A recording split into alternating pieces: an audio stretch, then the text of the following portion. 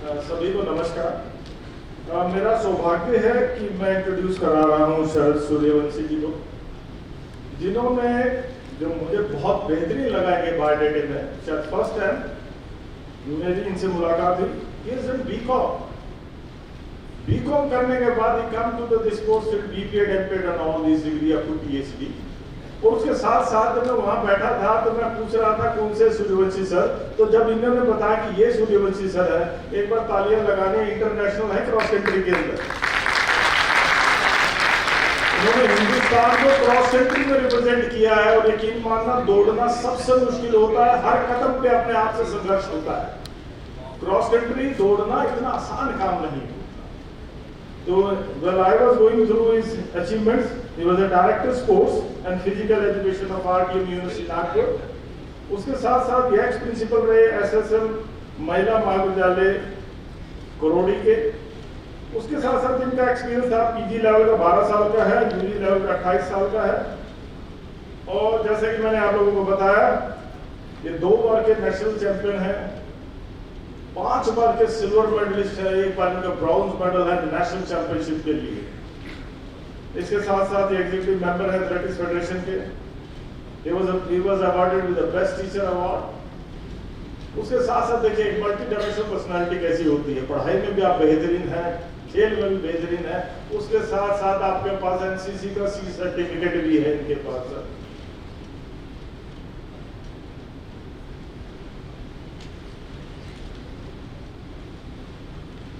और जहां तक इनके रिसर्च पेपर और सेमिनार्स की बात है, इन्होंने तकरीबन 22 रिसर्च पेपर लिखे हैं और ये कोच रहे हैं RTM यूनिवर्सिटी की टीम के। और उसके साथ साथ ये NSS ऑफिसर भी रहे हैं। एक मल्टी डायमेंशनल पर्सनालिटी का परिचय कराते हुए मुझे दिल से हर्ष हो रहा है। और जोरदार तालियों के साथ स्वागत कीजिए।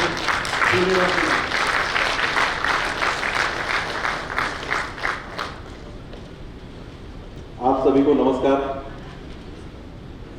परिचय में करा दिया कि क्रॉस कंट्री रनर था करके, पर मैं वैसा दिखता नहीं हूँ, उतना फिट नहीं हूँ अभी। काम में जुड़ गया और कुछ खाने की हैबिट्स मेरी है, कुछ दिन के बाद हो जाऊंगा फिट। सर ने अभी यहाँ से जंप लगाया तो मुझे लगा कि क्या मैं ऐसा कर पाऊंगा। तो लक्ष्य है आगे का, अगले 2-3 साल में सही में सर इस प्रकार का जंप लगा पाऊंगा।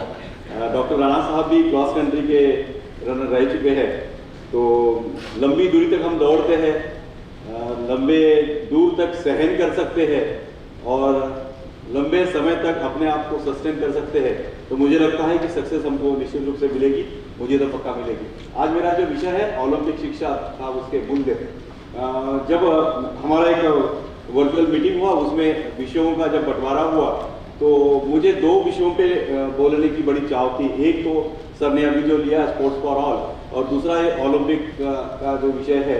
करवंदे साहब उस मीटिंग में थे, तो मेरा आग्रह था कि ओलंपिक शिक्षा के बारे में मैं बात करूं, आप सभी से अपने विचारों को प्रकट कर पाऊं कि कुछ सपने होते हैं जो पूरे होते हैं, कुछ अधूरे होते हैं।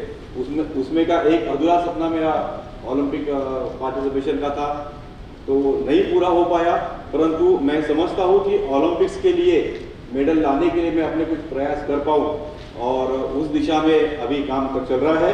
और मुझे बताते हुए हर्ष होता है कि मेरी यूनिवर्सिटी में आप जो उधर फोटो देख रहे हैं छोटा सा, वो राष्ट्रदत्त तुकडोजी महाराज जी का फोटो है, उनके नाम से हमारी यूनिवर्सिटी है। तो इस यूनिवर्सिटी में स्पोर्ट्स अथॉरिटी ऑफ इंडिया का 4 खेलों का सेंटर मिला है, जो ग्रास रूट लेवल का सेंटर है, जिसमें एथलेटिक्स, बास्केटबॉल, हैंडबॉल और बैडमिंटन खेल है। और अभी सर ने जब यहाँ पर बात कही है कि 2028 का ओलंपिक्स के लिए हमको तैयार करना है, तो 8 साल के बाद आने वाले ओलंपिक्स के लिए तैयार करने की जिम्मेवारी मेरे यूनिवर्सिटी में इस 4 सेंटर के रूप में मुझे मिली है। और मेरा जो सपना ओलंपिक का था, जो नहीं पूरा हो पाया, उस दौरान या उनके माध्यम से मैं करने का प्रयास करूँगा। तो इस विषय को लेकर मैं आगे आता हूँ। Next slide. ओलंपिक आंदोलन जो है, हमने सभी ने पढ़ा है, मास्टर्स के बच्चे पढ़ते हैं, यहाँ सब बैठे मेरे गुरुजन इन सभी से परिचित है। फिर भी एक नज़र डालते हैं कुंवरजी साहब ने, जो स्वयं शिक्षाविद थे और उन्होंने सारी बातें हमारे सामने रखी। हमारे वेदों में, पुराणों में भी खेल का महत्व है।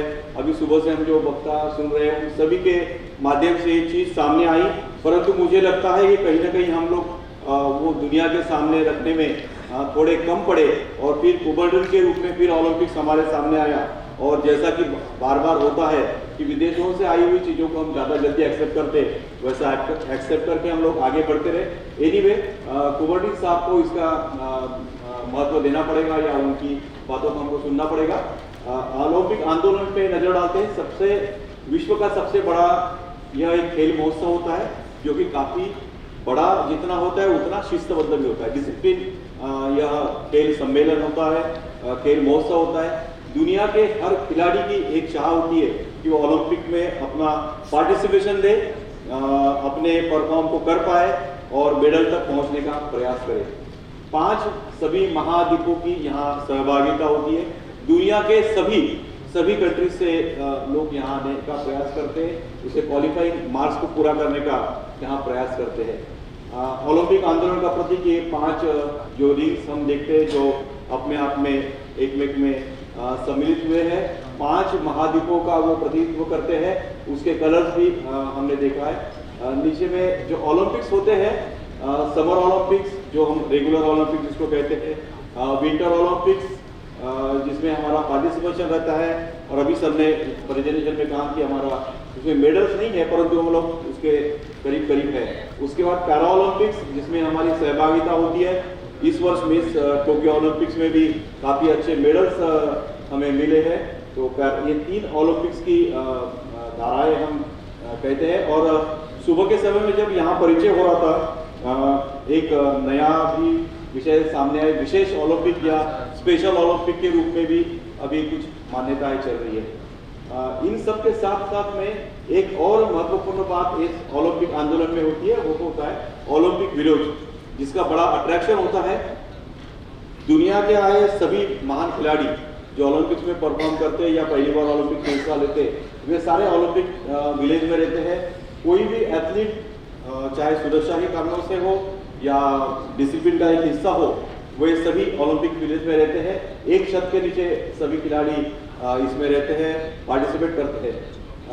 ओलंपिक का जो टैगलाइन है वो फास्टर, हायर, स्ट्रॉन्गर, जिसको हम कहते हैं CTS, RTS, 40S, और अभी टुगेदरनेस इसको जोड़ा गया है।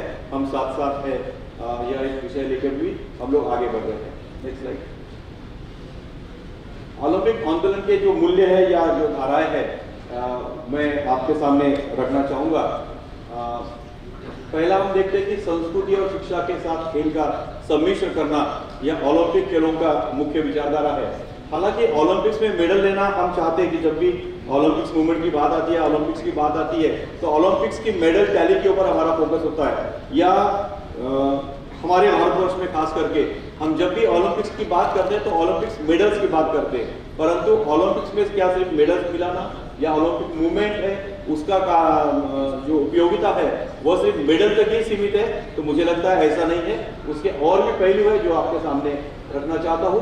संस्कृति और शिक्षा के साथ इसका सम्मिश्रण करना यह ओलंपिक मूवमेंट का मुख्य हिस्सा है।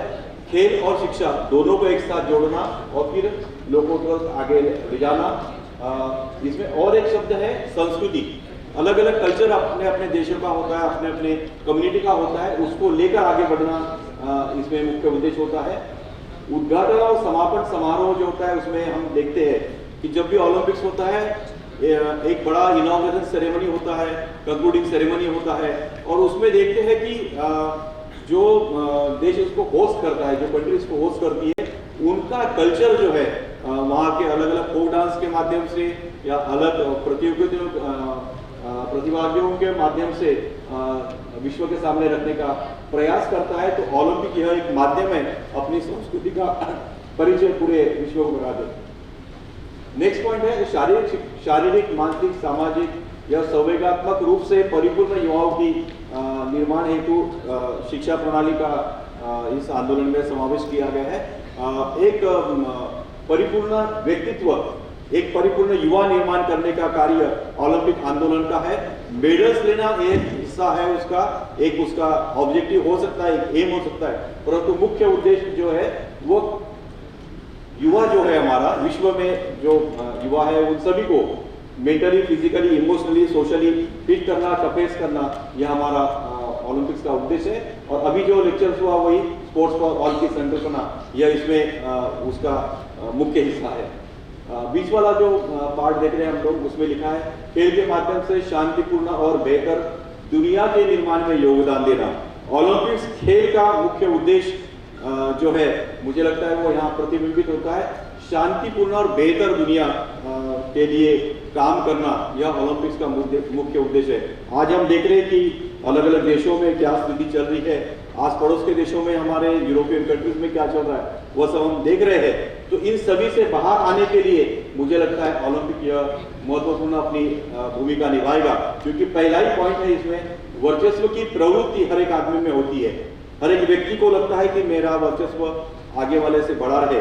तो ये वर्चस्व की जो प्रवृत्ति होती है, एक का दूसरे के ऊपर अधिकार करना या उससे सुपीरियर समझना, यह जो प्रवृत्ति होती है, मूल प्रवृत्ति, उसको खेल के माध्यम से सकारात्मक रूप में प्रस्तुत करना, यह इसका मुख्य लक्ष्य है या मुख्य मूल्य है, ऐसा मुझे लगता है।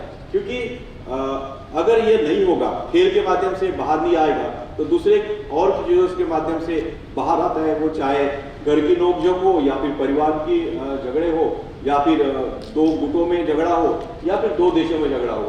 तो ये वर्चस्व की प्रवृत्ति अगर शांत करना है तो मुझे लगता है खेल का एक अच्छा माध्यम है, और ओलंपिक्स खेल जो या ओलंपिक्स आंदोलन है, ये इसमें महत्वपूर्ण भूमिका निभाते हैं।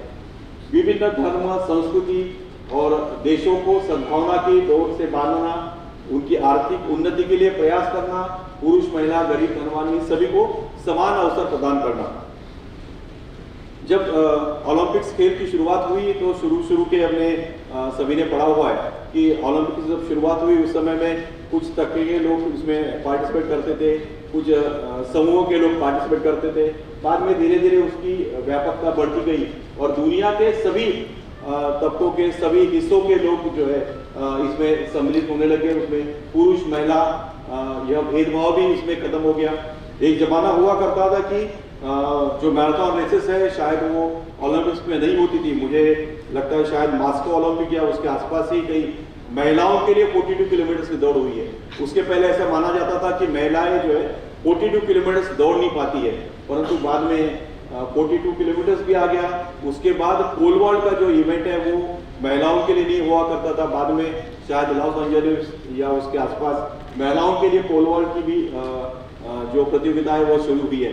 ऐसा महिला पुरुष का जो भेदभाव है उसको समाप्त कर दिया और सभी जो देश इसमें सहभागी होते हैं उनकी आर्थिक उन्नति के लिए काम करने का भी या उनकी आर्थिक उन्नति में भी सहभागिता देने का काम जो है ओलंपिक मूवमेंट्स करता है। क्योंकि अगर आपके देश में ओलंपिक मूवमेंट चलता है तो आपके देश में पैसा भी घूमते रहता है, स्पॉन्सरशिप आती रहती है, लोग जाते रहते हैं। आप सभी ने इन चीज़ों को करीब से देखा है। तो वो भी जो मोबिलिटी है, इकोनॉमिकल मोबिलिटी, वो इसके कारण ओलंपिक्स आंदोलन के कारण आती है। पर्यावरण रक्षा है जो कटिबद्धता है, जहां भी ओलंपिक्स होता है उसमें इन चीजों को सबसे ज्यादा ध्यान में रखा जाता है। व्यक्तिगत संपर्क और खेल के संपर्क स्थापित होते हैं, आपस में हमारा इंटरेक्शन होता है, एक खिलाड़ी दूसरे खिलाड़ी को जानता है, एक जगह की संस्कृति दूसरे संस्कृति को जानती है, एक देश का जो खेल है दूसरे देश में खेला जाता है। इस प्रकार की आदान प्रदान की जो संस्कृति है उसमें सहायता मिलती है। इस ओर देखेंगे तो तीसरा जो मूल्य मुझे ज्यादा भाता है या मैं ज्यादा फोकस करना चाहता हूँ, खेल में नैतिकता, निष्पक्ष खेल के लिए प्रतिबद्धता, यह जो है ओलंपिक्स का सबसे महत्वपूर्ण हिस्सा है मुझे लगता है। आप ओलंपिक के रिजल्ट्स देखिए, उसमें कंट्रोवर्सी शायद कभी देखने मिलती है। हम अपने अपने एंगल से देखते हैं, कभी कुछ छोटी मोटी बात हुई होगी पर वो अपने अपने एंगल से हमने लिया, पर मोटे तौर पर ओलंपिक्स में कभी भी कोई पॉजिटिव हुआ ऐसा कभी देखा नहीं गया है। तो खेल की नैतिकता जो हम सुबह से इस विषय को लेकर चल रहे हैं वो यहाँ देखने मिलता है। निष्पक्ष खेल के लिए प्रतिबद्धता, यह भी काफी महत्वपूर्ण हिस्सा ओलंपिक आंदोलन का रहा है। डोपिंग फ्री स्पोर्ट्स, यह सबसे बड़ा जो महत्वपूर्ण पार्ट है, यहाँ मैं आपके सामने रख रहा हूँ कि डोपिंग को लेकर पूरे विश्व में काफी चर्चा है। यहाँ तक कि आप यहाँ सब मान्यवर बैठे हैं या आप में से जो ऑल इंडिया यूनिवर्सिटीज गए होंगे तो ऑल इंडिया यूनिवर्सिटीज टूर्नामेंट में जब वेट लिफ्टर जाता है या इवन हमारे cross country runner start line में जाते हैं तो आधा पौन घंटा पहले आप अगर जाके वॉशरूम में देखेंगे तो वहाँ सीरीज पड़ी हुई मिलती है, कुछ बोतलें पड़ी हुई मिलती है। तो यह लोकल लेवल तक डोपिंग का जो है जो नशा है वो लोगों तक पहुंच गया है। कैसा भी करके जीतना, यह जो भावना है उस भावना के कारण यह सब हो रहा है। परंतु ओलंपिक्स के अंदर डोपिंग के बारे में ज्यादा सख्ती होती है, एकदम कठोर कदम उठाए जाते हैं। तो डोपिंग फ्री स्पोर्ट्स कराना यह ओलंपिक्स आंदोलन का मुख्य मूल्य है। बेटिंग की कई देशों में बेटिंग को लीगलाइज किया गया है। हमारी तरफ बेटिंग को लेकर भी काफी विषय होते हैं, और भी खेलों, क्रिकेट हो गया, फुटबॉल हो गया या बाकी और खेलों को लेकर विषय आते हैं।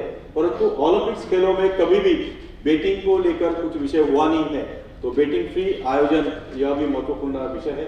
कठोर नियमों का पालन अभी हमने चर्चा की है। खेल के जो परिणाम है उसके लिए अत्याधुनिक साधनों का उपयोग करना यह ओलंपिक्स में हमने देखा है।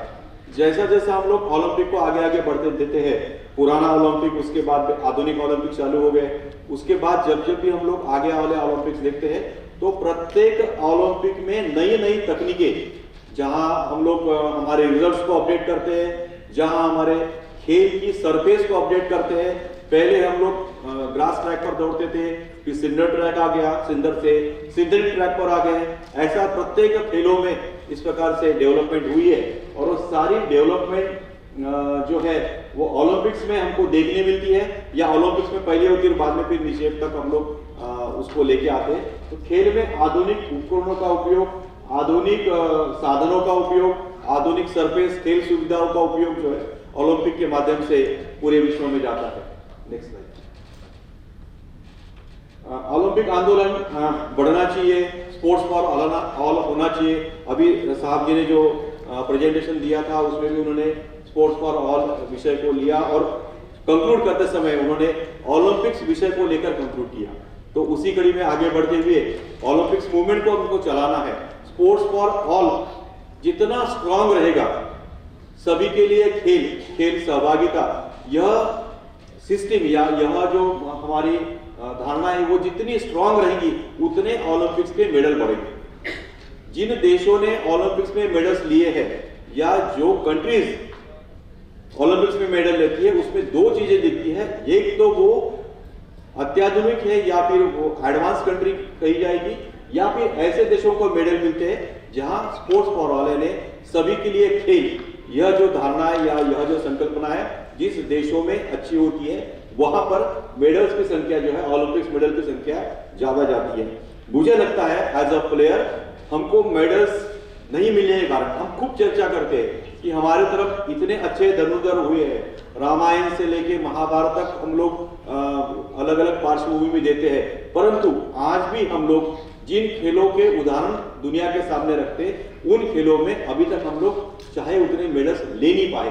कारण क्या है कि हमारे पास ओलंपिक मूवमेंट चलाना जो है उतना प्रभावशाली नहीं हो पाया, और यह प्रभावशाली इसलिए नहीं हो पाया या इसलिए नहीं हो पा रहा है क्योंकि हम लोग सभी लोगों की खेल सहभागिता जो है उसको बढ़ा नहीं पाए। हम सिर्फ फोकस कर रहे हैं सिर्फ इलीट एथलीट के लिए, इलीट प्रोग्राम के लिए जो ओलंपिक्स के लिए मेडल लाए, परंतु इलीट कैसा आएगा? जैसा शिव प्रसाद जी ने कहा था कि पिरामिड स्टाइल से लोग ओलंपिक मेडलिस्ट आगे आना चाहिए। वो नीचे वाला जो हिस्सा है पिरामिड का, वो शायद मुझे लगता है स्पोर्ट्स फॉर ऑल संकल्पना में आता है, और वो जितना स्ट्रांग रहेगा उतना अच्छा ओलंपिक मूवमेंट्स देश में रहेगा और इसके कारण फिर हमको मेडल्स मिल पाएंगे। तो ओलंपिक आंदोलन के सामने क्या क्या चुनौतियां है इसका भी हमने विचार करना चाहिए। जब भी ओलंपिक्स होता है, खेल का सबसे बड़ा महोत्सव ये विश्व का है, और कोई बड़ा महोत्सव है तो उसमें कोई अपनी बात को रख, चाहे वो सामाजिक रहे चाहे राजकीय रहे, तो उसके लिए ओलंपिक्स का हरदम उपयोग किया गया है। तो विवाद जो है वो ओलंपिक्स में होते हैं। कई बार किसी विषय को लेकर अगर कुछ बात कहनी है तो फिर ओलंपिक्स को टारगेट करके वो विवाद होते हैं, इसलिए वो एक कंट्रोवर्सी का विषय है। दूसरा, यजमान शहर की जो संस्कृति होती है उसको विषय को लेकर भी चलता है, परंतु दुनिया में सभी तरह के लोग होते हैं, सभी मान्यताओं के लोग हैं, तो ओलंपिक्स जब रोटेशन में आगे जाएगा तो उनकी मान्यताओं को भी हमको मानना पड़ेगा, उसको एक्सेप्ट करना पड़ेगा। वो एक चैलेंज हमारा संस्कृति लेके है। डोपिंग का तो विषय है, डोपिंग यह सबसे बड़ा चैलेंज ओलंपिक्स में है। और अभी हमने सुना है, शायद कंफर्म है कि वेट लिफ्टिंग और बॉक्सिंग यह दो खेल जो है वो नेक्स्ट ओलंपिक में नहीं रहेंगे। तो कारण उसका यही है, डोपिंग में चाहे वो इंडिया हो या फिर और भी कंट्रीज हो, जहाँ पे डोपिंग का सबसे ज्यादा जो हिस्सा है वो इन खेलों के अंदर है। इसलिए बॉक्सिंग जहां सबसे ज्यादा मेडल्स हमको मिलते थे या चांसेस थे, या मल्लेश्वरी वाला जो वेट लिफ्टिंग वाला इवेंट है, नेक्स्ट ओलंपिक उनको देखने नहीं मिलेगा, क्योंकि डोपिंग विषय को लेकर वहां बड़े विवाद हुए और उसके जो रिजल्ट्स आए, आपने मेरी कॉम का वो बाउल देखा होगा, तो उसमें निष्पक्षता को लेकर भी कुछ चर्चाएं हुई है। मेरी कॉम ने भी चर्चा की थी, इस कारण से शायद वो इवेंट्स नहीं रहेंगे। तो डोपिंग एक मुख्य कारण है, जहां पे वेट लिफ्टिंग और बॉक्सिंग समान जो इंडिया के अंदर पॉपुलर खेल और जिसमें हम लोग मेडल ला सकते हैं, ऐसे खेल उसमें नहीं रह पाएंगे। व्यावसायीकरण अच्छा है, परंतु अत्यधिक व्यावसायीकरण यह भी ओलंपिक्स के लिए बड़ी चुनौती है कि व्यावसायीकरण होने से फिर ये सारी चीजें आती है, विवाद आता है, डोपिंग आता है और राजनीति होती है, बाकी भी पॉइंट्स आते हैं। तो अत्याधुनिक व्यावसायीकरण होना चाहिए, परंतु अत्याधिक व्यावसायीकरण अगर हो जाता है, कमर्शलाइजेशन हो जाता है, तो वह भी घातक होता है। ओलंपिक्स के लिए यह एक बड़ी चुनौती है कि उसको किस प्रकार से हम लोग सीमित मात्रा में रखें। राजनीति इसको लेकर होती है। ओलंपिक्स कौन होस्ट करेगा, यहाँ से सब मीटिंग और सब चीजें चलती है। तो चूंकि ये विश्व का सबसे बड़ा इवेंट है, इस इवेंट में प्रत्येक देश अपने प्रतिनिधि को भेजता है और उसके माध्यम से राजनीति होती है। हमने देखा है कि हमने पढ़ा भी है हिस्ट्री में कि कोई एक दो देशों का झगड़ा है, एक प्रतिपक्ष के लोग आते हैं और उस देश के लोगों को मार दे, उस कम्युनिटी के लोगों को मार देते हैं। इस प्रकार की राजनीति भी होती रही है, अपने राजनीतिक विचारों के लिए या फिर अपने सामाजिक वर्चस्व के लिए भी इसका उपयोग होते रहा है। शीत युद्ध, कोल्ड वॉर जिसे हम कहते हैं, 80 का मास्को ओलंपिक, उसके बाद का लॉस एंजलिस ओलंपिक्स 84 का, उसमें हमने देखा है कि अमेरिकन कंट्रीज और यूरोपियन कंट्रीज ऐसे दो हिस्सों में सब बढ़ गए थे और फिर वहां पे फिर कुछ कंट्री मास्को ओलंपिक में नहीं आए, कुछ लॉस एंजलिस में नहीं आए। तो इस प्रकार का जो विश्व का सबसे बड़ा खेल है, उसको कुछ दाग लगने का जो चीज है वो उस समय हुआ था। बहिष्कार, बाइकआउट, उसी को लेकर आया हुआ विषय है। ओलंपिक्स खेलों पे बाइकआउट करने से हमारी जो बात है पूरे विश्व तक पहुंच जाएंगी, ऐसा बाइकआउट करने वाले लोग सोचते हैं। तो वो भी एक चैलेंज है ओलंपिक्स आंदोलन के लिए। इस प्रकार की चीजें नहीं होना चाहिए, पर ये होती है, इसलिए आप सभी के सामने प्रस्तुत करना मेरा कर्तव्य था। नेक्स्ट, भारत में ओलंपिक की क्या स्थिति है? भारत में जो ओलंपिक आंदोलन चल रहा है उसकी क्या स्थिति है, इसके बारे में इन विषय को लेकर चर्चा करेंगे। अभी तक दुर्भाग्यपूर्ण ऐसा था कि हम इतने सीरियस नहीं थे ओलंपिक्स के बारे में। आज हम देखते हैं कि हमारे देश का पंतप्रधान हमारी हारने वाली हॉकी की टीम के लड़कियों से, बेटियों से बात करता है। मुझे लगता है कि ओलंपिक्स में मेडल मिलने के बाद जितनी वाहवाही में राजकीय या पॉलिटिकल कवरेज नहीं मिला होगा, लोगों को दिल को छूने वाली बात नहीं होगी, उससे सबसे ज्यादा बड़ी बात अगर कोई चीज होगी तो जब प्रधानमंत्री जी जब हमारी हॉकी की हारी वाली टीम के साथ बात करते हैं और आप बेटियां कैसा है इस प्रकार से जब बात करते हैं, तो मुझे लगता है कि उसका जो संदेश पूरे देश में जाता है, वह सारा जो है संदेश, मेडल्स को तो हम लोग ला नहीं पाए उस समय, परंतु उनके वो एक बर्ताव से, पंतप्रधान जी ने जब खिलाड़ियों से बात किया, उनकी एक वो जो घटना है, उस घटना का परिणाम मुझे लगता है कि हमारी नेक्स्ट ओलंपिक्स के लिए जो बच्चे तैयार हो रहे हैं या नेक्स्ट ओलंपिक के लिए जो तैयारी करना चाहते हैं, उसके लिए एक सकारात्मक परिणाम हुआ। तो राजकीय इच्छा शक्ति जो है काफी महत्वपूर्ण होती है और आज के इस वर्तमान में हमारी राजकीय इच्छा शक्ति काफी प्रबल है।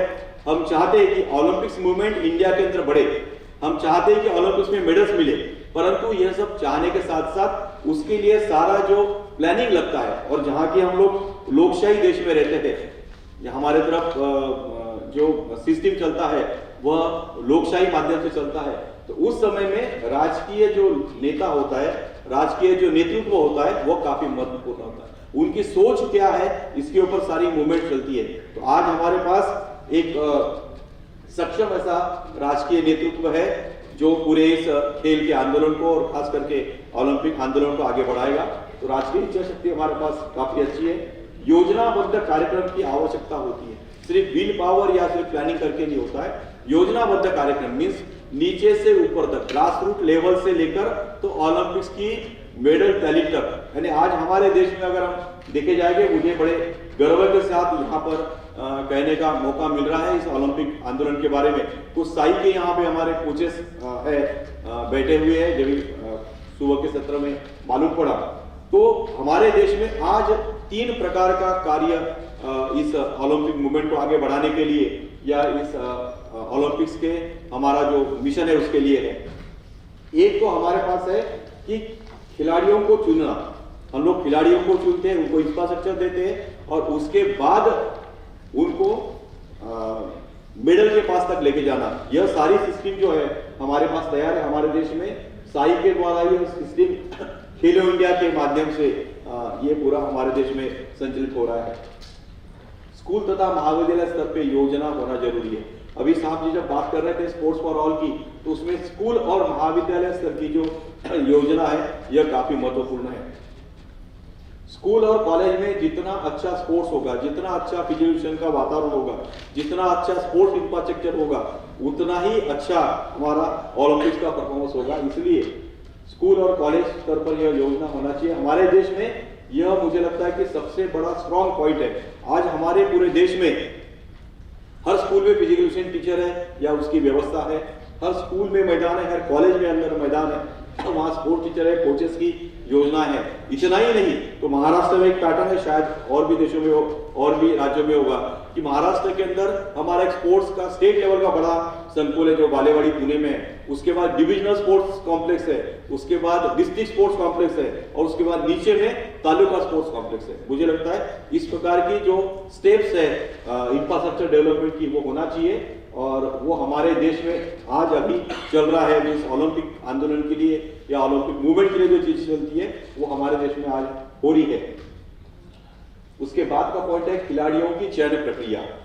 खिलाड़ियों की चयन प्रक्रिया निष्पक्ष होना चाहिए और सुबह जब किसी हमारे वक्ता ने कहा था कि हमारे पास खूब ज्यादा टैलेंट है।